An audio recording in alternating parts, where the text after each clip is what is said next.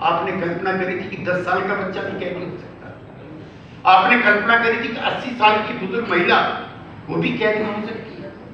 अस्पतालों पे बम फेंकेंगे। मुझे महाभारत है हमारे हिंदू लोगों का, जो एक बड़ा भारी युद्ध हुआ, उसकी भी आचार संहिता है कि शाम को सनसेट के बाद कोई किसी पे हमला नहीं करेगा।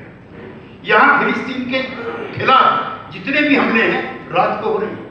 जो मर्यादाएं होती है युद्ध की, वार क्राइम्स जितने भी दुनिया में हुए हैं, हिटलर ने किए, मुसोलिनी ने किए, तोजो ने किए, जिन जिन लोगों ने किए, उनसे बड़े वार क्राइम आज हो रहे हैं।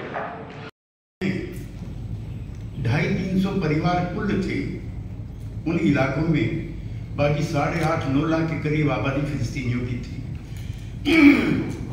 जब ब्रिटिश ने जाते जाते उसको घोषित कर दिया और कुछ दिन बाद ही जब अपार्थाइड का जिक्र हमारे साथी कर रहे थे, उन्होंने हमले शुरू कर दिए, भगाना शुरू कर दिया। जिस दिन इजराइल बना है उस दिन उसका 30-35% जमीन पर कब्जा था, और आपको ताज्जुब होगा आज सिर्फ 7% जमीन पर फिलिस्तीनियों का कब्जा है। पूरी जमीन इजराइल के लोगों ने धमका करके, डरा करके, मारपीट करके, हमले करके पूरी की पूरी कौम को रिफ्यूजी बना दिया। 67 का एक युद्ध हुआ, उससे पहले कई युद्ध हुए, उसमें मिस्र, उसमें जॉर्डन, सीरिया के जो महत्वपूर्ण इलाके हैं जिनको सनाई के नाम से, वेस्ट बैंक के नाम से आप लोग जानते हैं, पुकारते हैं, वो सब जमीन है। 67 का जो 6 दिन का युद्ध था उसमें उन्होंने उस पर कब्जा किया। यूएन के 5 रिजोल्यूशन कि जो जमीन 67 में इजराइल ने कब्जा की है उसको वो छोड़े, लेकिन आज तक उसकी इस 6 रिजोल्यूशन पर कोई अमल नहीं होता। आज हालात जो बने हैं वो बहुत ही अफसोसजनक है। उस पर कोई तकरीर करने का ना मन है ना माहौल। बच्चों की तस्वीरें आप देखोगे तो अपने घरों के बच्चों को याद करें। कभी दुनिया में ऐसा नहीं हुआ। और जो हॉस्पिटल है वो ईसाई मिशनरीज का, वो मुसलमानों का भी नहीं है, वो फिलिस्तीनियों का भी नहीं है। और ये सोच करके कि ईसाई मिशनरी हॉस्पिटल में अटैक नहीं होगा, इसीलिए कुछ लोगों ने वहां जाकर रहे हो, और उसमें कोई बचा है इसकी तो उम्मीद ना के बराबर है। लेकिन 1000 से ज्यादा लोग उसमें मारे गए हैं। कष्ट के साथ भी कहना चाहता हूं कि दुनिया कितनी बदल गई, इसका अंदाजा आप इसी से लगाइए।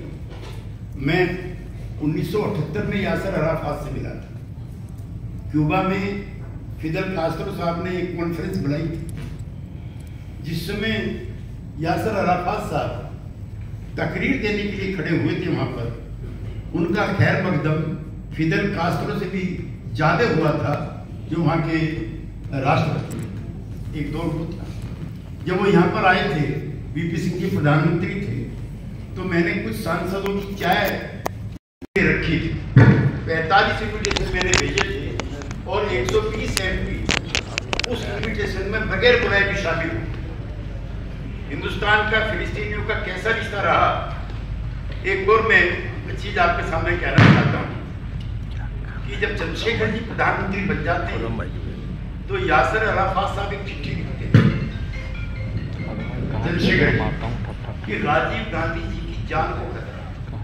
जो वहाँ का गुप्त संगठन है मोसाद, उसकी तरफ से कुछ ऐसी एक्सरसाइज चल रही, आप अलर्ट रहिए। और जब वो आते हैं, वो इंदिरा जी के मरने पर भी आए हैं, और शायद दुनिया का अकेला नेता है जो फूट फूट कर पब्लिकली रोता हुआ विलाप करता दिखाई दिया।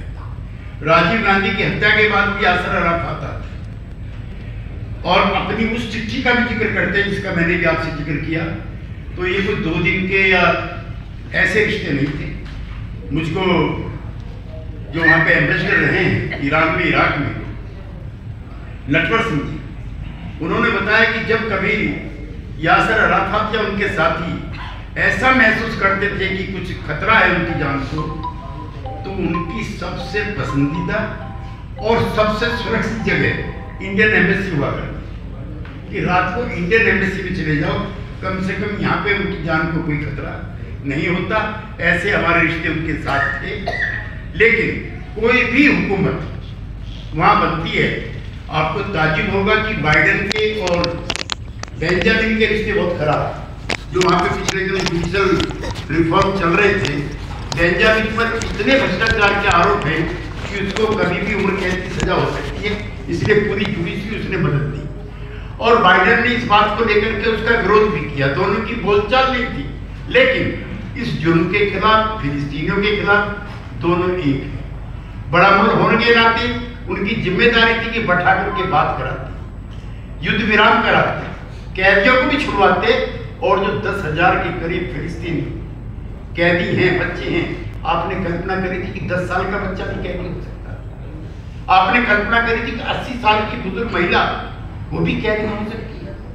अस्पतालों पे बम फेंकेंगे। मुझे महाभारत है हमारे हिंदू लोगों का, जो एक बड़ा भारी युद्ध हुआ, उसकी भी आचार संहिता है कि शाम को सनसेट के बाद कोई किसी पे हमला नहीं करेगा। यहाँ फिलिस्तीन के खिलाफ जितने भी हमले हैं रात को हो रहे हैं। जो मर्यादाएं होती है युद्ध की, वार क्राइम्स जितने भी दुनिया में हुए हैं, हिटलर ने किए, मुसोलिनी ने किए, तोजो ने किए, जिन जिन लोगों ने किए, उनसे बड़े वार क्राइम आज हो रहे हैं।